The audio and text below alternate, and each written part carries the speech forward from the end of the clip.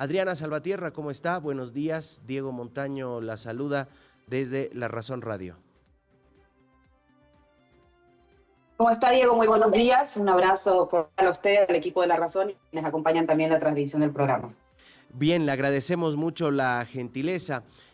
Adriana, primero hablar no sé si usted vio, nos imaginamos que sí, las encuestas que ayer dio a conocer un medio de comunicación, la Red 1, para ser claros, un estudio de mercado, un estudio de opinión, una encuesta que muestra más o menos por una primera fotografía, diríamos, para ir arrancando el debate rumbo a las elecciones presidenciales. ¿Qué le dejó estos primeros datos? Bueno, yo creo que la primera certeza que nos viene a todos es que es una encuesta hecha, al parecer, a medida de los intereses de quienes la publican. Y creo que en esto corresponde la honestidad, puesto que dan por sentados muchos supuestos, un supuesto que no existe, que es que el candidato, y además una encuesta que define ellas las candidaturas, ¿no?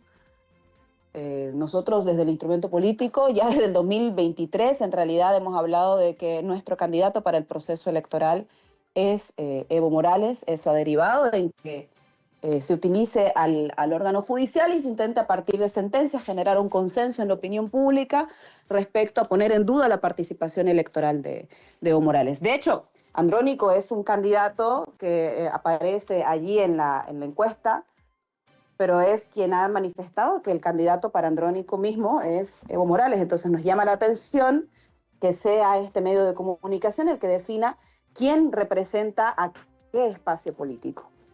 Bien, entonces... Y eso pareciera que está hecho a la medida de determinados intereses. Bien. Luego también establece en esta primera foto ciertos intereses vinculados al bloque opositor, los cuales pretenden encabezar las encuestas a través de Samuel Doria Medina.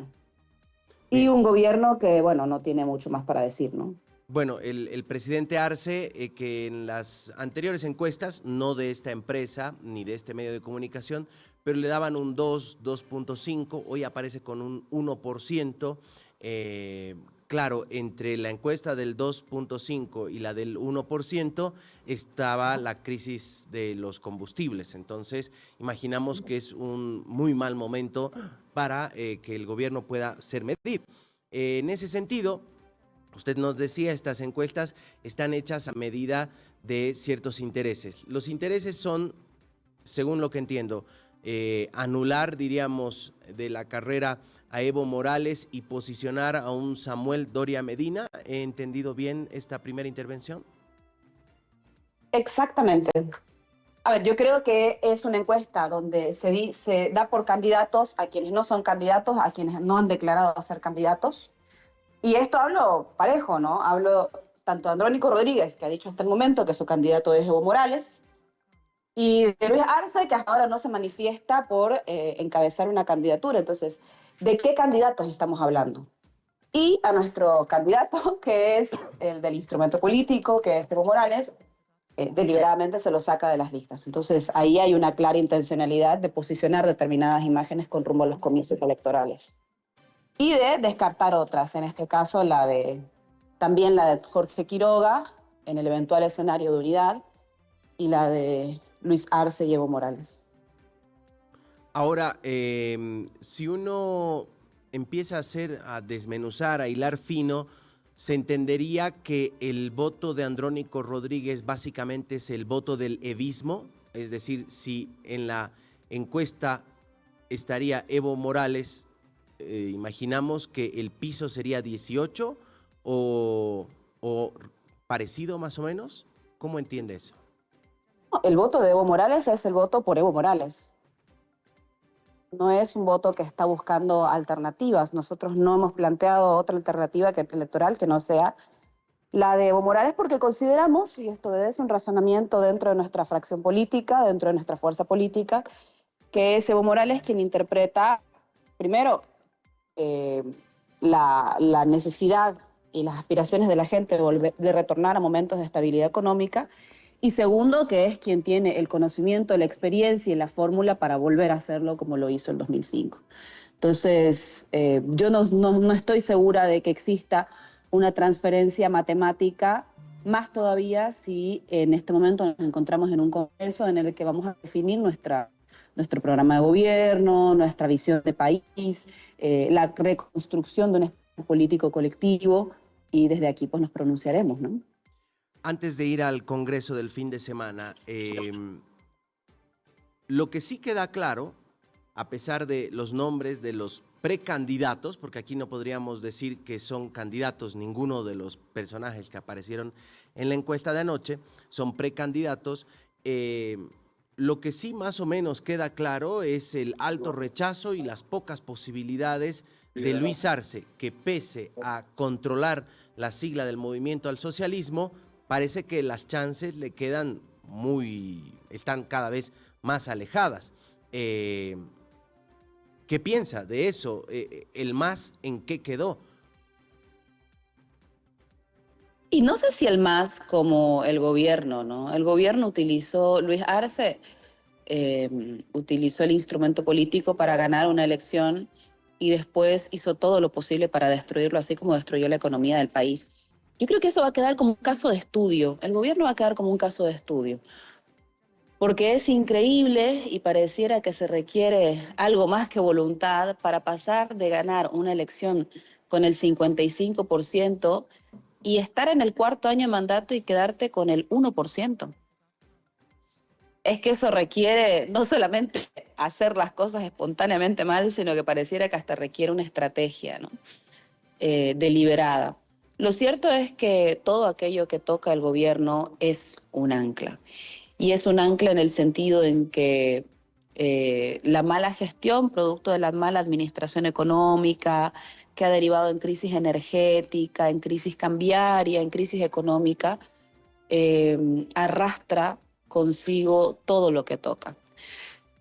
Por eso es que nosotros creemos, y cuando estamos aquí en el Congreso decimos vamos a construir un nuevo instrumento, porque cuando Luis Arce se apropia de la sigla del MAS con sentencias judiciales, lo que hace en el fondo es vaciar el contenido de un proyecto político que lo hizo presidente porque significaba o linkeaba en la memoria de la gente un momento de estabilidad económica, un momento de crecimiento económico, un periodo de crecimiento del país, ¿no? Y de posibilidades de proyectar el país. Eso hoy de la mano de Luis Arce y de todo lo que toque Luis Arce no existe y eso es lo que marca la diferencia para que nosotros vayamos la cancha, tomemos distancia y empecemos a construir nuevamente una alternativa política. Bien, a propósito de aquello, desde mañana hasta el lunes, tenemos entendido, se va a realizar un congreso a manera de festejar el aniversario de la fundación del denominado instrumento político, van a refundarlo este fin de semana en Villatunari. Sí, a ver, hace casi 30 años se funda el instrumento político. Ese instrumento político le permitió al país tener una visión donde el Estado recupera el protagonismo en la economía a través de la nacionalización de los recursos naturales, el rol de recuperar el excedente y con eso contribuir a la estabilización y al crecimiento económico. Durante el periodo 2005, 2014, 2019, eso nos dio importantes resultados. El país tuvo grandes avances, se construyeron más de 5.000 kilómetros de carretera, se construyeron más de 4.500 unidades educativas, más de 3 millones de bolivianos salieron de la pobreza, y eso significó una mejora sustantiva, no solamente en los indicadores que normalmente se toman en cuenta en el desarrollo humano, sino también en la perspectiva de la gente de poder organizar su vida. Entonces, de un tiempo a esta parte, como todos saben, aquello que se fue gestionando primero como una diferencia política en la gestión pública, luego en una ruptura, finalmente en una división dentro del instrumento, cuando se apela a mecanismos no democráticos para saldar las diferencias políticas al interior del MAS y se recurre a sentencias judiciales para apropiarse de la dirección nacional del MAS, es que dijimos, bueno, aquí sí, no solamente existen diferencias políticas, sino que además las diferencias políticas no pueden ser saldadas de forma democrática, es momento de construir otro espacio. Y eso es lo que da vida a la iniciativa de empezar nuevamente desde cero con la construcción de un instrumento político que permita hoy, en este encuentro entre el 29, 30 y 31, consolidar nuevamente una visión país. Todos los partidos están ofreciendo alternativas a la crisis. Bueno, una cosa es la alternativa a la crisis, una cosa es la salida de la crisis y otra cosa es qué nos depara Bolivia en adelante. Y nosotros soñamos con que Bolivia sea un país que industrialice lo que efectivamente hay que industrializar, lo que genera excedente para el país, lo que le genera recursos al Estado, continúe con ese proceso de democratización de la riqueza y que retome las bases del modelo económico plural que consolidó resultados efectivos en la pasada gestión. Ahora, Adriana, cuando uno ve la situación actual de la economía del país y escuchamos a diferentes actores políticos, mencionan, no, es que este es el resultado de la política económica del MAS. Entonces, la pregunta es, ¿cómo y qué proponen desde el instrumento político para solucionar algo que se dice es resultado de la política económica del movimiento al socialismo? Bueno, yo creo que es importante claramente diferenciar lo que ha sido la gestión de Luis Arce y de Evo Morales. Y doy una materia para ejemplo, la más clara y la más visible, que ha sido la gestión de los recursos evaporíticos. Evo Morales había diseñado un proceso, un proyecto, un plan maestro de industrialización de los 3 salares. Uyuni, que es donde está más avanzado, Coipás y Pastos Grandes. En ese proceso de industrialización se iban a construir plantas industriales de carbonato de litio, que ya está terminada, la de cloruro de potasio, que fue inaugurada en el 2018. Y sin embargo, pese a que se contaba con esa base, se contaba con un plan maestro, la decisión el 2021 de Luis Arce fue descartar el proyecto de industrialización por la vía de la evaporación, por la vía de las piscinas, la tecnología de evaporación, y optar por una tecnología que era la extracción directa. ¿En qué derivó esto? En que se paralicen las plantas industriales, en que no se realice el mantenimiento y el uso correspondiente de las piscinas de evaporación y finalmente en que hoy lo único que se exporta es lo que se dejó en la gestión avanzada de Evo Morales y la promesa del EDL se esfumó de las manos de los bolivianos. Con la agravante de que en el 2022 y 2023 los precios de la tonelada de carbonato de litio llegaron a $80.000 la tonelada, $40.000 la tonelada y hoy están en 9. Allí hay, por ejemplo, una diferencia fundamental, que es cómo se abandonó la política de industrialización de vaporíticos para dar pie a una nueva tecnología que, de acuerdo al gobierno, prometía avanzar en la industrialización de los evaporíticos, pero que al final de cuentas, al parecer, resultaron siendo más negocios familiares. Otro segundo ejemplo que podemos dar es en el tema de las energías, la exportación energética. No olvidemos que en 2017 Bolivia empezó a diseñar una arquitectura institucional que le permita proyectar a Bolivia como corazón energético. Y se empezaron a realizar inversiones en energía renovable, etcétera. Todo ese proyecto fue destruido en la gestión de Yanine Áñez cuando se fusiona Ministerio de Energía e Hidrocarburos. Y es una decisión que Luis Arce la ha sostenido en los tiempos, ralentizando la proyección que nosotros teníamos para el país de ser un país exportador de energía. Esos 2 ejemplos desde la gestión, y no lo estoy diciendo desde las denuncias de corrupción, desde las denuncias de narcotráfico que ya afectan esferas muy próximas a los niveles decisionales del gobierno, han sido las que han construido esta diferencia. ¿Por dónde salir? ¿Qué es lo que se puede retomar? Bueno, eso va a ser objeto en este Congreso de discusión para la visión país. ¿Qué es lo que tenemos claro? 4 pilares. Que el Estado recupere un rol protagónico en la economía.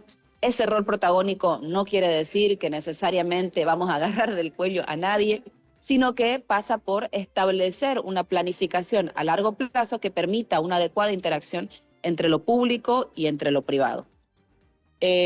Lo otro que creo que es importante es que aquí se van a definir los nuevos lineamientos de la visión en términos de ciencia y tecnología y cómo ésta puede contribuir al desarrollo de enclaves muy importantes de nuestra economía en el sector hidrocarburífero, en el sector de la minería y en el sector agropecuario. Entonces, esperamos nosotros que eso de la mano de un plan real de austeridad, contribuyan no solamente a cerrar el cuestionado déficit fiscal, sino también a estabilizar las finanzas y permitir que recuperemos la estabilidad monetaria. Bien, usted nos hablaba de 4 pilares: el rol protagónico del Estado en la economía, la ciencia y la tecnología, la austeridad era otro de los pilares. Sí, la austeridad y continuar con el proceso de democratización de la riqueza y reactivar el motor de la demanda interna. Bien, Porque, perdón, sí, dígame. sí, no, siga. Lo que le quería preguntar es, hay 4 pilares, pero se han conocido que hay varias mesas de trabajo. Tenemos apenas unos 2 minutos más y quisiera que más o menos nos explique qué es lo que van a hacer. Además de reunirse, de tener mesas de trabajo, va a salir un documento, un plan de gobierno. ¿Qué es lo que va a concluir de este Congreso, Adriana? Bueno, es un congreso con muchísima participación. Estamos realizándolo en el estadio de Villa Tunari con una capacidad para 30.000 personas. Obviamente, seguramente vendrán probablemente menos de 30.000, pero se ha trabajado en 26 mesas. Y esas 26 mesas de trabajo lo que hacen fundamentalmente es discutir, por ejemplo, por áreas económicas. Hay un área de... a ver, espera un ratito, estoy encontrando el documento, aquí está. Ya. Hay una comisión, las comisiones de cualquier congreso normal, que son la comisión política, orgánica, la económica, pero hay otras comisiones que ya están más asociadas a sectores productivos y generadores de recursos. Por ejemplo, comisión agropecuaria, comisión de energética, comisión de hidrocarburos, de minería, hay una comisión específica para el litio, otra comisión para el desarrollo del turismo, otra comisión de ciencia y tecnología, y así aproximadamente unas 26 comisiones temáticas, muchas con énfasis económico, con énfasis en plantear visiones de país específicas. Yo, por ejemplo, estoy a cargo también de la comisión de infraestructura, y la idea con nosotros es proyectar, no solamente, como le decía hace poco, lo que va a ser nuestro plan de gobierno, cómo salimos de esta crisis económica, cuáles son los pasos, cómo no se abandonan los pilares del modelo de la economía plural, que están basados en la participación del Estado, la democratización de la riqueza, la articulación con los sectores privados, sino que también nos permitan ver a Bolivia cómo puede proyectarse en base a sus potencialidades y sus riquezas en los siguientes 20 años. Adriana, queremos agradecerle mucho este tiempo con nosotros. Vamos a estar atentos a lo que vaya a ocurrir, al documento final, y seguro la vamos a estar convocando más adelante. Muchas gracias, que tenga buen día. Gracias, muchísimas gracias y muy buenos días.